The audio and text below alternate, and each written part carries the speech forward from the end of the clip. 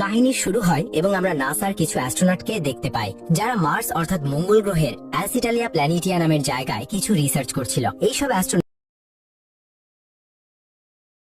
সেখানে মাটির স্যাম্পল নিচ্ছিল। হঠাৎই তারা একটি তথ্য পায় যে একটি ভয়ঙ্কর এবং বিশাল ঝড় খুব দ্রুত তাদের দিকে এগিয়ে আসছে। এই মেসেজ দেখেই জনসন সঙ্গে সঙ্গে কমান্ডার এবং বাকি টিমকে হ্যাবের ভিতরে রেখে নেয়, যেখানে তারা জানতে পারে যে সেই ঝড় 8600 নিউটনের শক্তি নিয়ে তাদের এমইভি এর সাথে ধাক্কা খেতে চলেছে। এমইভি অর্থাৎ মার্স অ্যাসেন্ড ভেহিকল একটি রকেট হয় যা অ্যাস্ট্রোনটদের মঙ্গলের পৃষ্ঠ থেকে উঠিয়ে মঙ্গলের অরবিটে ঘুরতে থাকা তাদের স্পেসশিপ পর্যন্ত পৌঁছে দেয়। কিন্তু এর জন্য এমইভি এর সোজা দাঁড়িয়ে থাকা খুবই জরুরি ছিল। যদি এমইভি ঝড়ে উল্টে যেত তাহলে তারা সবাই মঙ্গল গ্রহে চিরদিনের জন্য আটকে যেত। পরিস্থিতি এতটাই গুরুতর ছিল যে ভাবার জন্য সময় খুব কম ছিল। তাই কমান্ডার সঙ্গে সঙ্গে মিশন বাতিল করে পৃথিবীতে ফিরে যাওয়ার সিদ্ধান্ত নেন। এরপর তিনি নিজের টিমকে নিয়ে নিজের পেছনে পেছনে এমইভি এর দিকে এগোতে লাগলেন। কিন্তু দুর্ভাগ্যবশত ততক্ষণে ঝড় তার ভয়ঙ্কর রূপ ধারণ করে ফেলেছিল এবং পরিস্থিতি ক্রমাগত আরো খারাপ হতে থাকছিল। কমান্ডার যেই হ্যাবের এয়ার লক খুললেন ঠিক সেই মুহূর্তেই তীব্র ঝড়ো হাওয়ার একটি শক্তিশালী ঝাপটা ভিতরে ঢুকে পড়ে এবং তাদের পা টলে যায়। কিন্তু কমান্ডার কোনোভাবে নিজেকে সামলে নেন এবং নিজের টিমকে সঙ্গে নিয়ে এমইভি এর দিকে এগোতে থাকেন। তারা 5 জন মহাকাশচারী তখনও অর্ধেক পথে পৌঁছেছিল যে ঠিক তখনই মার্ক বটনি নামের একজন অ্যাস্ট্রোনটের সাথে তাদের হ্যাবের ভাঙা অ্যান্টেনা এসে জোরে ধাক্কা খায়, যার ফলে মার্ক ঘুড়ির মতো বাতাসে উঠতে উঠতে সেই ভয়ঙ্কর ঝড়ের মধ্যে কোথাও হারিয়ে যায়। এর মধ্যেই মার্টিনেজ নিজের কম্পিউটারে মার্কের স্পেস স্যুট থেকে অক্সিজেন লিক হওয়ার সিগন্যাল পায়, যা দেখে মার্কের সাথীদের মধ্যে হইচই পড়ে যায়। যদি মার্কের স্পেস স্যুটের সব অক্সিজেন বাইরে বেরিয়ে যায় তাহলে সে কয়েক সেকেন্ডের মধ্যে